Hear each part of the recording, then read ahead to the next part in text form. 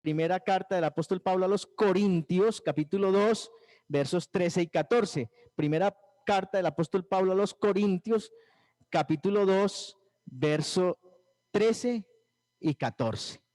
Leemos la palabra del Señor. Dice la palabra del Señor de la siguiente manera.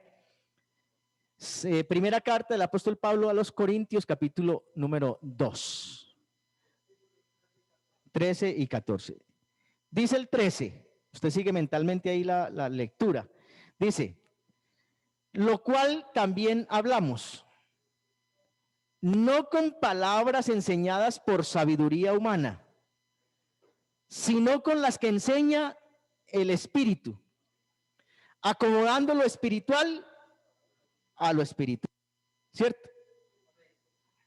Pero el hombre natural, verso 14, no percibe las cosas que son del Espíritu de Dios, porque para él son locura y no las puede entender, porque las cosas que son del Espíritu se han de discernir espiritualmente. Vamos a orar otra vez. Hoy es culto de oración. La oración nunca sobra. Presentarnos delante de Dios nunca sobra. Vamos a presentar a todos los hermanos que no pueden estar aquí por alguna razón, trabajo, estudio, enfermedad. Y enfermedad, hay dos clases de enfermedades: la física y la espiritual. Y la enfermedad espiritual es peor, esa es la peor, la enfermedad espiritual. Vamos a orar por todos estos hermanos que no están, más que por nosotros, vamos a orar por ellos, los que no pueden estar por alguna razón, con justa o sin justa causa. Vamos a orar por ellos porque nosotros aquí tenemos el privilegio y ellos no. Vamos a orar. Señor Jesucristo, mi buen Señor, Dios maravilloso, quiero agradecerte, Señor Jesucristo, esta bella oportunidad que nos das de una vez más escuchar tu palabra, tu dulce voz, esa palabra que ha sido un refrigerio para nuestra vida, que ha sido alimento para nuestra vida, que nos ha fortalecido, que nos ha alimentado, que nos ha hecho crecer espiritualmente, Señor Jesucristo, que nos permite conocerte, esa palabra que nos permite, que nos ha ayudado a conocerte cada día más. Oh bendito Jesús, habla, Señor, para la honra y gloria tuya. En el nombre tuyo, Jesús, presento también a nuestros hermanos, aquellos y amigos que no pudieron estar y que no han podido estar este día aquí en este lugar. Oh bendito Jesús, ayúdales. Si necesitan salud física, sana, porque tú eres sanador, Señor Jesucristo. Si necesitan libertad espiritual, rompe cadenas, Señor Jesucristo, y ayuda. Si necesitan empleo, Señor Jesús, ayúdales. Si están desanimados, dale ánimo, porque tú tienes el ánimo para dar a todo el mundo, Señor Jesucristo. Si están quebrantados de salud, por favor, ayúdales, Señor Jesucristo. Si no pudieron estar por trabajo, por estudio, Señor Jesucristo, ayúdales a que puedan tener espacio para venir y sentir tu presencia en este lugar. En el nombre tuyo, Jesucristo, doy gracias, Señor. Amén, amén y amén. Tomen asiento. Bueno, el tema en esta noche es: seamos espirituales, seamos espirituales, ¿sí? El hombre de nacimiento nace natural. El ser humano nace natural. Natural, y la naturaleza del ser humano, ¿cierto? Es como el león. ¿Cuál es la naturaleza del león? Devorar carne. El león es carnívoro. Y donde de pronto hay carne y sangre, ahí está, al acecho, ¿cierto? Entonces, hay dos naturalezas: o somos carnales o somos espirituales. Nacemos siendo carnales, pero Dios da la oportunidad de ser espirituales. Amén. De ser espirituales. Esto, hermanos, del Evangelio no es sabiduría humana. El ser humano tiene la capacidad, y eso no es malo, tiene la capacidad de estudiar medicina, de estudiar ingeniería, de estudiar muchas cosas, de prepararse intelectualmente en la sabiduría humana, ¿sí? En la sabiduría humana. Pero la sabiduría humana es diferente a la sabiduría espiritual. Son cosas diferentes. Y le insisto, alguien puede tener sabiduría humana, pero también puede tener sabiduría espiritual. Lucas, de hecho, Lucas era un médico. Era un médico, ¿verdad? Lucas era un médico. A lo mejor no lo dice la Biblia, pero a lo mejor Judas era un contador. A lo mejor, no sabe. Porque era el encargado de la tesorería. Era el encargado del dinero. ¿Sí?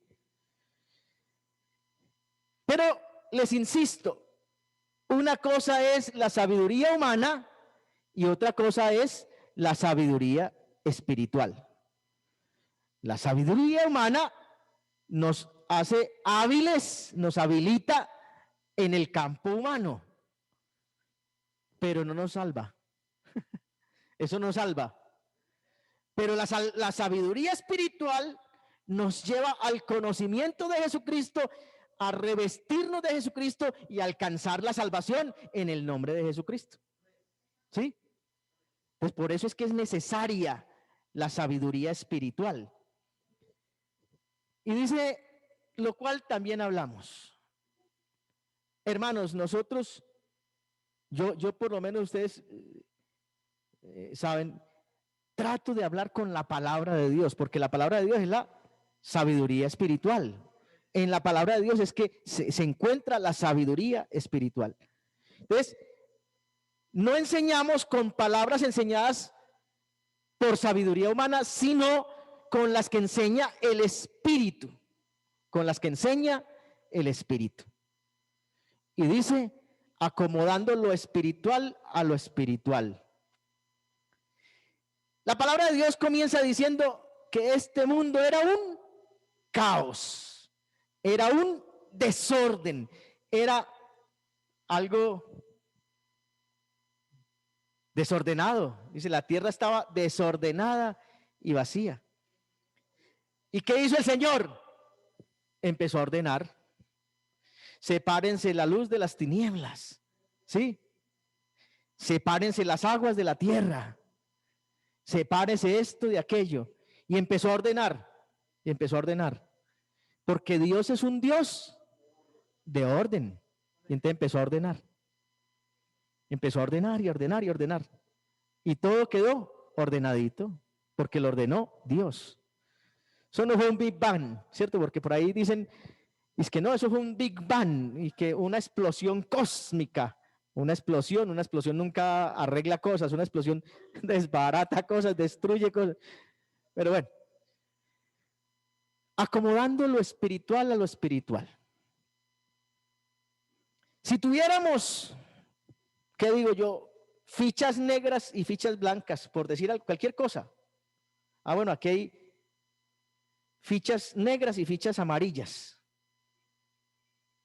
¿Sí? Y entonces, si las tuviéramos en desorden, fichas negras y fichas amarillas, eso sería una revoltura. Una revoltura. Pero como ordenamos las fichas negras y las fichas amarillas, entonces por eso ustedes están sentados de una manera ordenada, ¿cierto? Y entonces las sillas se colocan o en las fichas negras o en las fichas amarillas. Hoy están colocadas en las fichas amarillas. ¿Sí? Están colocadas en las fichas amarillas. Entonces, ordenamos las fichas amarillas en un lado y las fichas negras en otro. Y quedaron ordenadas. ¿Con qué fin? Con el fin de que cuando coloquemos las sillas, todos quedemos a una distancia que no haya problema de contaminación con esa enfermedad, ¿cierto? Entonces, cuando uno ordena las cosas, cuando colocamos las fichas amarillas en orden, las negras también quedaron en orden, ¿cierto? Con esto lo que les quiero decir es, cuando uno organiza la vida espiritual por defecto, la vida material queda también organizada. Queda organizada. Cuando no conocíamos de Jesucristo, nuestra vida era un desorden y todos tenemos algo de espiritual, todos. El que conoce de Dios y el que no conoce de Dios, el que ha entregado su vida a Dios y el que no ha entregado su vida a Dios. Todos tienen una parte, o tenemos una parte material, carnal y una parte espiritual. Pero cuando no conocíamos de Dios, todo era un desorden. Nuestra vida era un desorden. ¿Sí o no? Un desorden.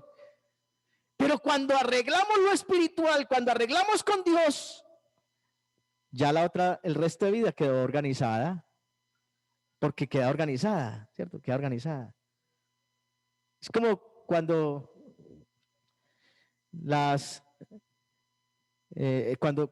se hacen las compras, y vamos a meter las cosas a la nevera, ¿cierto? Entonces usted busca en el refrigerador, ¿usted busca qué? La carne, ¿cierto? Y en la parte de abajo busca es qué? Las verduras, ¿cierto? Y entonces de pronto usted en el talego, cuando usted compra, lleva todo revuelto. Ahí está la verdura, está la yuca, la papa, la carne, ahí está todo. Pero cuando llega a la casa, organiza y entonces mete la carne en el refrigerador, la verdura abajo, en la parte de abajo de la nevera, y así. Y a lo último queda todo organizado. Entonces, cuando nosotros organizamos la parte espiritual, el resto de vida nuestra queda organizado. Entonces, con esto lo que les quiero decir es que lo primero que hay que organizar es nuestra vida espiritual. Cuando nosotros organizamos nuestra vida espiritual, el resto de vida queda organizada. Créanme que queda organizada. Por eso es que entonces dice que acomodando lo espiritual a lo espiritual, no puede haber revolturas. No puede haber revolturas. Lo espiritual es espiritual y lo carnal es carnal.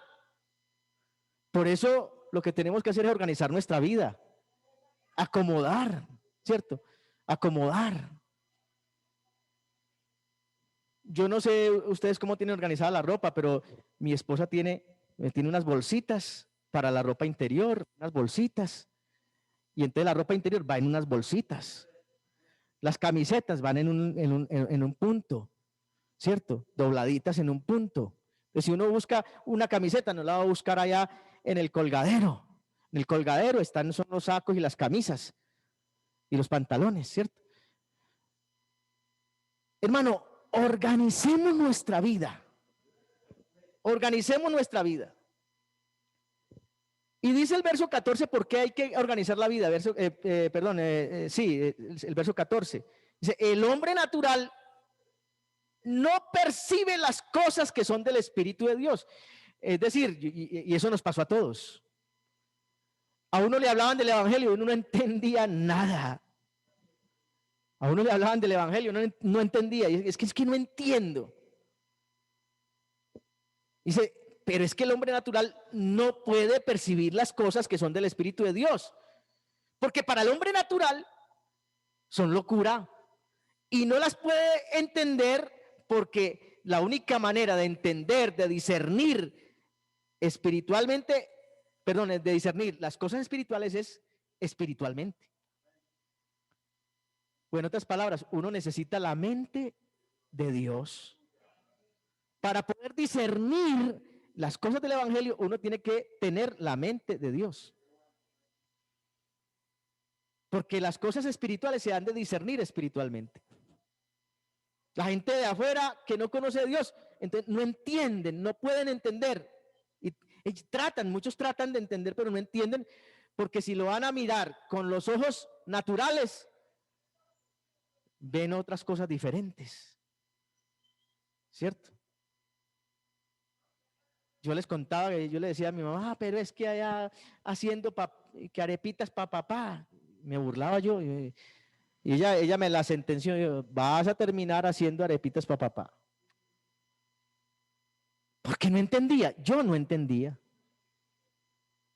Habiendo visto la gloria de Dios, porque yo he visto la gloria de Dios siempre. Mano, de verdad que uno ve la gloria de Dios, la mano de Dios, la mano poderosa de Dios, siempre.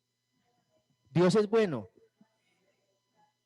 Entonces, si las cosas espirituales se han de discernir espiritualmente, nos tenemos que volver espirituales. Por eso estamos aquí. Porque ustedes son espirituales, o todos somos espirituales. Gracias a Dios. En un mayor o menor grado, pero aquí vamos. Y aquel que comenzó en vosotros la buena obra, Él la perfeccionará. Él la perfeccionará hasta el día de su venida. Entonces, vamos para adelante. La primera carta del apóstol Pablo a los Corintios, capítulo 16, verso 13. Primera a los Corintios, capítulo 16, verso 13 dice, velad. ¿Qué es velar? Velar es estar atento, estar alerta, vigilando, estar pendiente. Eso es velad. Velad. Nosotros tenemos que estar velando por dos cosas. Hay dos razones por las que tenemos que estar velando. O sea, porque las que tenemos que estar pendientes. Dos razones. La primera, porque Cristo va a venir. Y que no nos pase como esas 5 vírgenes, ¿cierto? Eran 10. Eran 10 vírgenes seleccionadas. ¿Sabe una cosa? Si usted y yo estamos aquí en esta noche, somos seleccionados. Somos privilegiados. Pero estas 10 eran seleccionadas, eran privilegiadas, eran escogidas.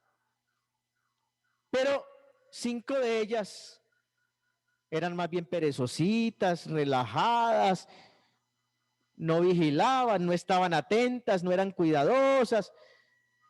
Y se les dijo, se les insistió, deben estar preparadas día y noche, porque el momento en que va a llegar el esposo, nadie lo sabe. Así es que deben estar preparadas de día y de noche. Prepárense con unas antorchas.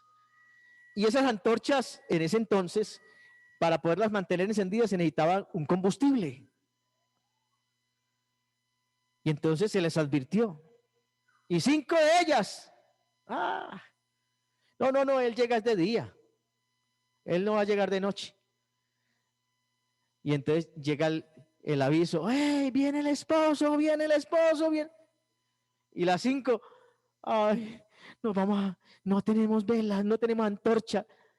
Vengan, préstenos combustible ustedes a nosotros. Ustedes 5 tienen, compártanlo. Dejen de ser egoístas. Compartan con nosotros. Y las 5 prudentes, las 5 sensatas dijeron, no, qué pena. Para que no les falte a ustedes y a nosotros, porque si lo partimos, nos va a faltar a ustedes y a nosotros. Vea, hermanos, es que Dios da la porción a cada uno. Porque es que a veces estamos pendientes de la porción del otro. Estamos pendientes de la porción del otro, pero Dios tiene porción para cada uno. Créanme, Dios tiene porción para cada uno. Pero tenemos que ser sensatos, la palabra de Dios, pero las 5 sensatas tenían aceite para sus lámparas. O en otras palabras, estaban preparadas. O en otras palabras, estaban vigilantes, estaban atentas, estaban listas. Y vino el esposo y las que estaban apercibidas se fueron con él. Pero las 5 insensatas se quedaron, habiendo tenido la oportunidad. Así es que la primera razón por la que tenemos que estar vigilantes es porque Cristo viene. El Señor viene. Y la segunda razón por la cual tenemos que estar atentos es porque hay uno alrededor nuestro viendo a quién se devora. Y veíamos en un culto anterior que nuestra lucha no es contra carne y sangre. Nuestra lucha es contra principados, contra potestades, contra huestes de maldad en las regiones celestes. ¿Sí? Entonces, nosotros tenemos que estar preparados. Primero porque Cristo viene y segundo porque el enemigo anda alrededor a ver si nos echa diente. Pero, como decía Cristina, el que habita al abrigo del Altísimo morará bajo la sombra del Omnipotente. Cuando uno está bajo la sombra del Señor, arrímese pues, que el enemigo se arrime y verá. ¿A quién se va a encontrar? A Dios. Si estamos bajo las alas del Señor y viene el enemigo, ¿está alrededor de quién? Alrededor de Dios. Y Dios nos va a cuidar y Dios nos va a proteger. Entonces lo que tenemos que hacer es estar al abrigo del Altísimo. Entonces dice, verso 13, 1 Corintios 16, 13 dice, velad, o sea, estar vigilantes. Estad firmes en la fe, firmes, firmes, firmes. Los soldados, cuando son llamados a fila, tienen que estar firmes.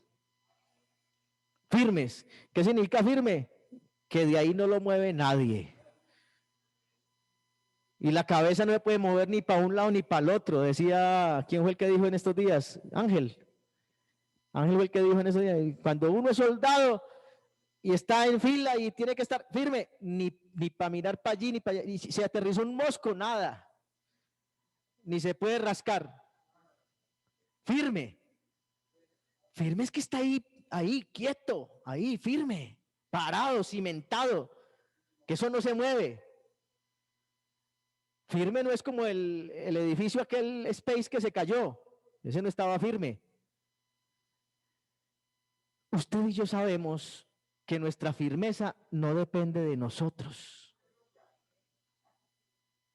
Nuestra firmeza depende de la roca. Y la roca no es Pedro. La roca es Jesucristo. Aleluya. Aleluya. Por eso dice, estad firmes en la fe. Estad firmes en la fe. El lema de la iglesia este año es firmes en la fe. Firmes en la fe. Estad firmes en la fe, pero no firmes en la fe en cualquiera. Es que, ve hermano, nosotros a veces somos inocentes y creemos en cualquiera. Y a Jesucristo no le creemos. Llega alguien con un producto y nos dice, esto es bueno para el... O sea, con todo el respeto. Pero salió una modelo muy famosa diciendo que había que tomar limpio. Yo no sé qué fue lo que dijo, en fin, algo así. Y había gente que hacía lo que ella dijo. Porque nosotros somos fáciles para creerle a tanta gente y a tanta mentira. Y a Jesucristo, que es la verdad, muchas veces lo ignoramos, lo desechamos, no le hacemos caso, no lo obedecemos. Y el Señor muchas veces hablándonos a través de terceros o a través de los hechos, hablándonos. Y nosotros a veces nos hacemos los que no, eso no fue para mí. Velad, estar firmes en la fe. Y la palabra de Dios dice que el que tiene fe como un granito de mostaza, si tuvieras fe, dice, si tuvieras fe como un granito de mostaza, tú le dirías a esa montaña, muévete, y esa montaña se movería. Y créame, que nosotros espiritualmente tenemos unas montañas que no somos capaces de moverlas. Pero hay uno que ha movido todas las montañas, hermano. Que hoy estamos aquí porque el Señor ha movido montañas. De verdad, créame que el Señor ha movido montañas, por eso estamos hoy aquí. Estad firmes en la fe. Dice, portaos varonilmente. varonilmente. Ese varonilmente es de firmeza, de seguridad, de atrevimiento. No solamente está hablando con los hombres, también con las damas. Y yo soy un convencido de que las damas muchas veces son más firmes, más valientes, más fuertes, más cimentadas que muchos hombres. Portaos varonilmente y esforzaos. Oiga, ustedes ayudaron ahorita con los versículos a predicar, ¿cierto? Y esforzaos. José Manuel decía, mira que te mando que te esfuerces. ¿Qué es esforzarse? Esforzarse es hacer un poquitico más de fuerza de la normal. Porque hay fuerzas contrarias. Y yo tengo que hacer un poquito más de fuerza que la normal para poder vencer. Y la palabra del Señor dice, mira que te mando que te esfuerces y seas valiente. Porque las circunstancias quieren hacerlo, amedrentarlo a uno. Las circunstancias quieren amedrentarlo a uno. Dice, y seas valiente. No temas, ni desmayes, porque yo estaré contigo donde quiera que vayas. Vea, mis hermanos, donde quiera que vayamos, el Señor está ahí.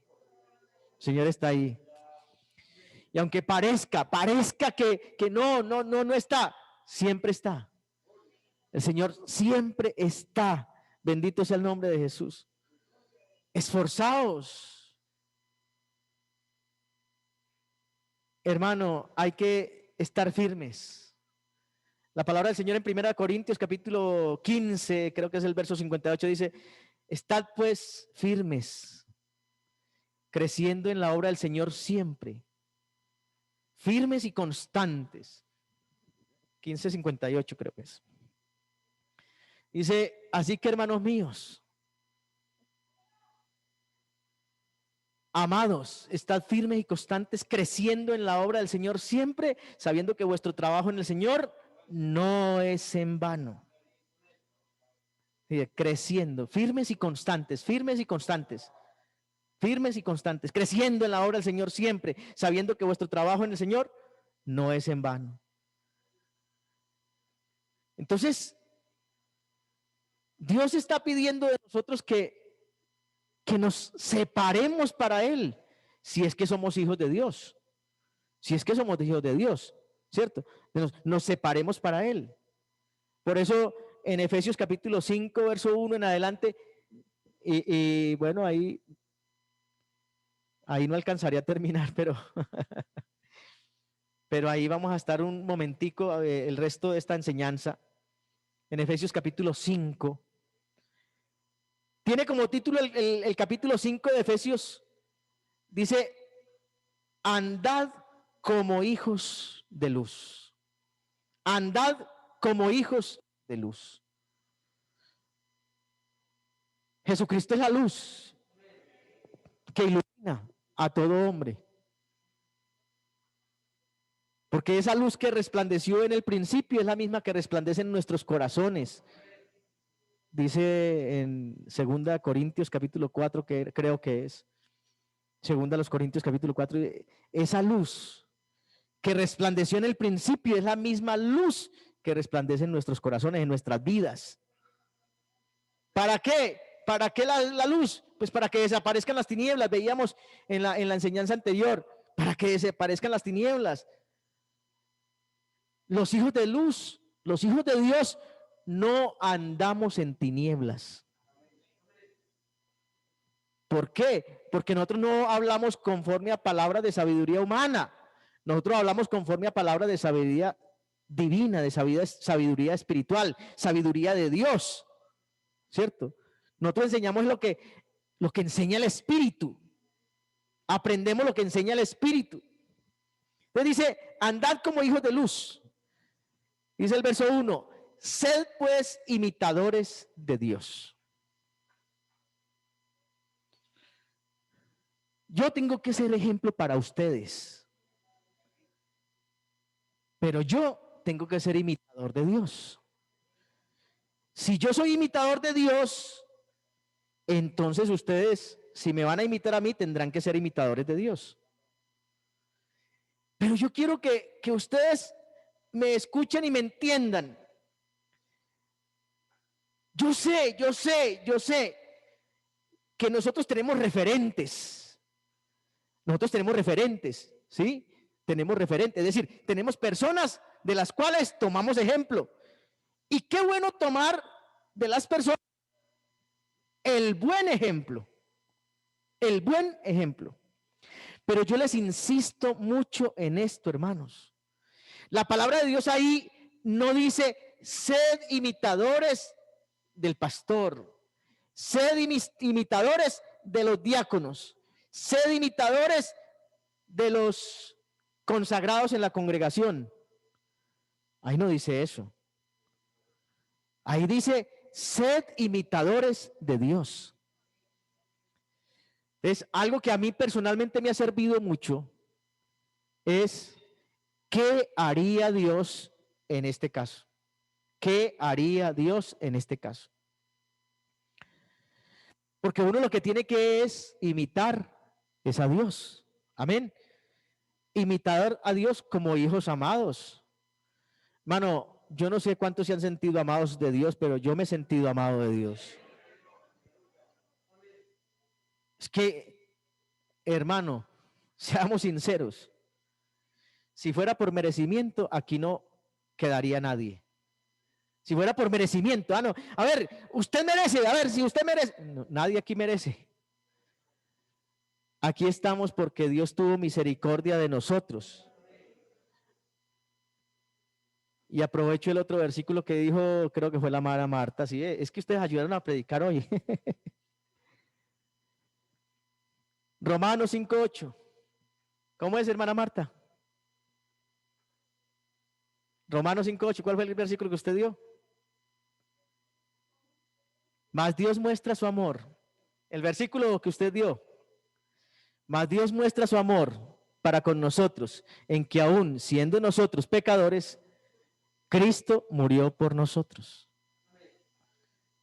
¿Usted no se siente amado? Hermano, Dios nos amó y nos ama y nos amará. Siéntase amado por el Señor, pero no solamente siéntase amado, siéntase hijo amado. Pero para ser hijo amado, tiene que entrar en el pueblo, en el cuerpo. Y entonces aprovecho, si es que me ayudaron a predicar. Bueno, no, el Señor, ¿cierto? Y entonces aparece el hermano David diciendo, Hechos 2:38, arrepentíos y bautícese cada uno de vosotros para el perdón de los pecados y recibiréis el don del Espíritu Santo. ¿Qué significa?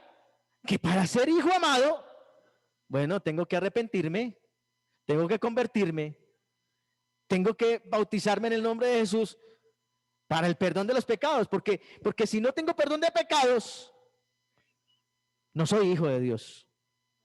No, son hijos de Dios los que han recibido el perdón de pecados, los que se han bautizado en el nombre de Jesucristo.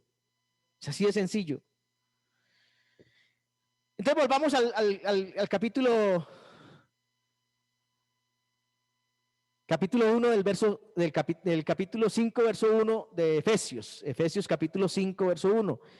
Sed pues imitadores de Dios como hijos amados. Como hijos amados. Dios, como todo buen padre, ama a sus hijos. Dios, como buen padre, ama a sus hijos. Verso 2. Y andad en amor, y andad en amor, andad en amor. Como también Cristo nos amó a nosotros y se entregó a sí mismo por nosotros. Ofrenda y sacrificio a Dios en olor fragante. Cristo nos amó. Mas Dios muestra su amor para con nosotros en que, siendo aún pecadores, Cristo murió por nosotros. Y aclaro, aún siendo pecadores, eso no significa que eternamente vamos a seguir siendo pecadores, porque él dice que por medio, ahí adelantico en Romanos 5, y sigue diciendo, y léanlo en sus casas, no lo vamos a leer hoy, pero sígalo leyendo y verá que dice, y si cuando fuimos pecadores, Cristo perdonó los pecados, ahora que estamos perdonados, ¿cuánto más nos reconciliará con Él? O en otras palabras, arreglamos nuestra relación con Dios. Eso es hermoso. Porque no hay nada peor que uno estar como en pleito, en pelea, en rencilla con otra persona.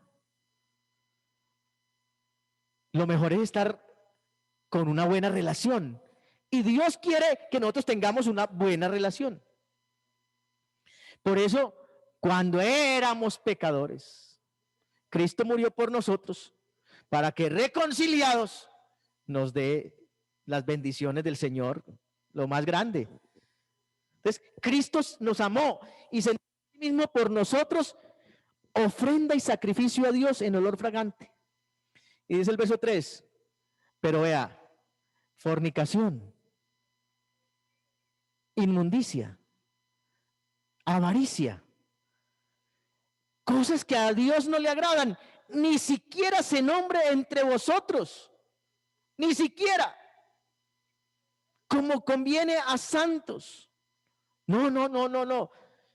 A los santos no les conviene ni la fornicación, ni la inmundicia, ni la avaricia, nada de eso. Y dice el verso 4, ni palabras deshonestas. Es decir, ni palabras sin honor, sin honestidad, sin corrección. No, palabras correctas. Ni necedades. Ay, ¿yo para qué vivo? Eso es una necedad. Eso es una necedad. Ay, ¿yo para qué en esta vida? No, eso es una necedad. Ni truanerías. Truanería es palabras incorrectas que no convienen. Por eso a Dios sí le importa lo que hablamos. A Dios sí le importa lo que hablamos. Y dice, antes bien, con acciones de gracias. Acciones de gracias. Qué bueno que estemos permanentemente dándole gracias a Dios. Gracias, Señor. Aún si me machaqué un dedo, gracias, Señor. Gracias a Dios por todo. Amén. Gracias a Dios por todo. Acciones de gracias. Porque sabéis esto. Oiga, porque sabéis esto. En otras palabras, que quede claro. Eso lo tenemos claro. Que ningún fornicario o inmundo o avaro que es idólatra tiene herencia en el reino de Cristo y en el reino de Dios. Ninguno de ellos. Entonces, nosotros sí importa cómo nos comportamos. Sí importa. Y Dios va a pagar a cada cual conforme a su comportamiento. Ellos no tendrán herencia en el reino de Cristo y de Dios. Si nosotros descuidamos nuestra vida, tampoco tendremos herencia. Perderemos la herencia. Hoy la tenemos, no la perdamos. No la perdamos. Verso 6. Nadie os engañe. O en otras palabras, hay quienes quieren engañar. Nadie os engañe. ¿Sí? Nadie os engañe con palabras vanas, porque por estas cosas viene la ira de Dios sobre los hijos de desobediencia. Y entonces ahí vienen los dos clases de hijos que hay. Hay hijos de Dios y hay hijos de desobediencia. Porque si uno no obedece, está desobedeciendo. No os dejéis engañar con palabras vanas, porque por estas cosas viene la ira de Dios sobre los hijos de desobediencia. Y ese verso 7, No seáis pues partícipes con ellos. No seáis pues partícipes con ellos. Hay que tener cuidado, ¿cierto? Nosotros no hacemos acepción de personas. Le damos el saludo a todas las personas, le deseamos la bendición a todas las personas. Yo personalmente digo que uno no le debe negar la bendición a nadie. Yo le digo, Dios le bendiga a todo el mundo. Así sea contrario al evangelio. Porque nosotros nosotros somos portadores de bendición y llevamos bendición y deseamos bendición porque tenemos la bendición de Dios. Pero no participamos con ellos. Y eso es lo que hay que tener cuidado. Es decir, no tenemos las costumbres de ellos. No participamos de las cosas de ellos.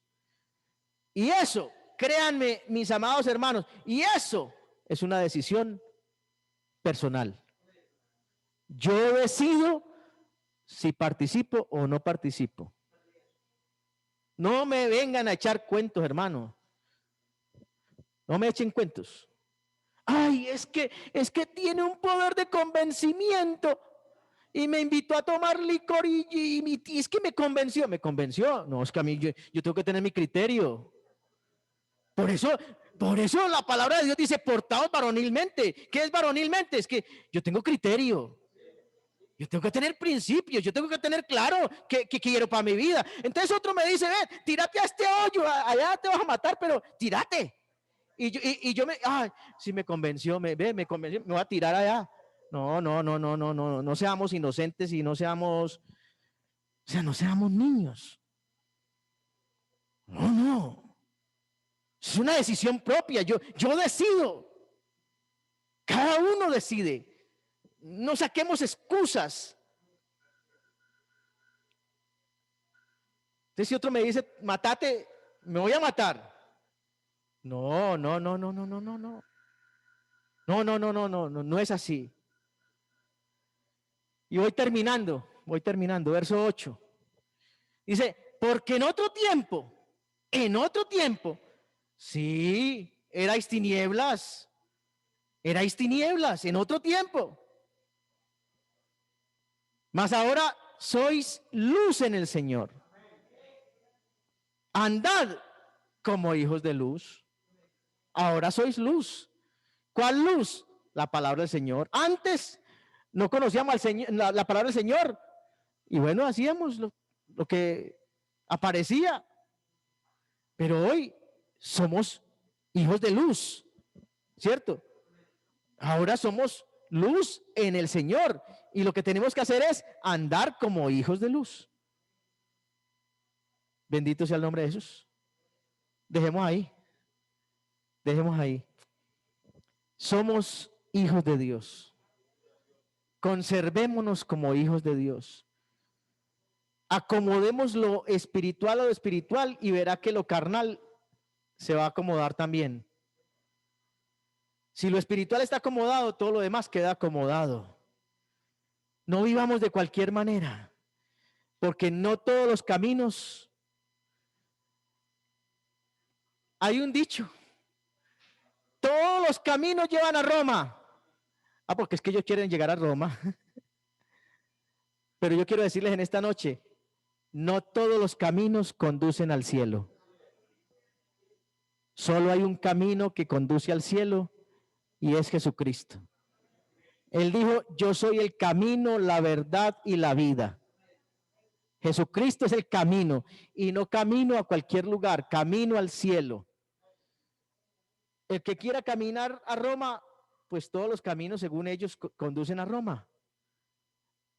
Pero Cristo Jesús conduce al cielo. Y yo me quiero ir para el cielo.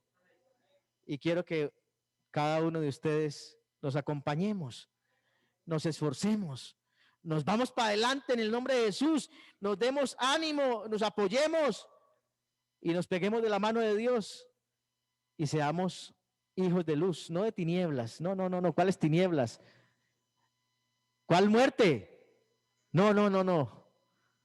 Dice en Deuteronomio capítulo 30, dice, mira que he puesto delante de ti hoy la vida y la muerte, la luz y las tinieblas, el bien y el mal. Escoge pues tú la vida para que vivas tú y todos los tuyos. Estén de pie y démosle gracias al Señor.